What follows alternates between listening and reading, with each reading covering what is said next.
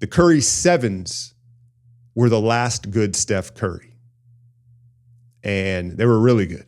You can still find them online today, StockX, and a ton of colorways, right? And then what happened? The flow technology happened. Under Armour invested in their new flow foam. You know what it reminded me of? You know when like a friend or a family member buys too much of something? Like they have a garage full of something that they just stocked up on. And so every time you go to their crib or you see them, they try to give you some of it. And you're like, oh, no, I'm good. I don't even need it. And they're like, oh, no, I have plenty of it. I have plenty of it. That's what it felt like with Under Armour and their flow foam. They were putting it on everything.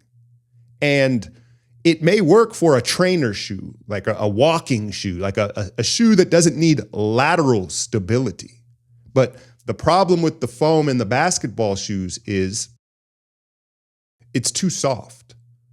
And it would stick at certain points where, you know how sometimes if you catch an edge, right, and that's what turns the ankle, it would catch at weird edges, and then overall the foam was too soft. And so it would give.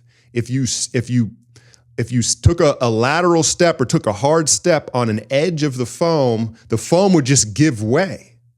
And it was like, you gotta be kidding me.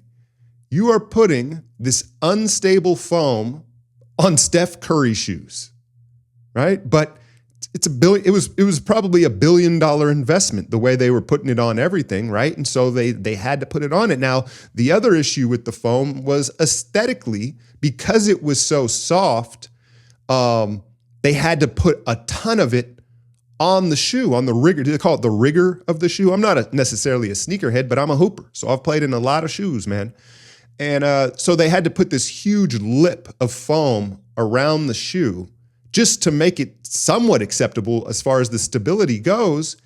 And it seemed as though initially it could only be white. I think they were having a hard time injecting color into the foam. So you had these huge white foam soles on every pair. I know style is subjective, but to me, not only were they not lookers, they were horrible performers.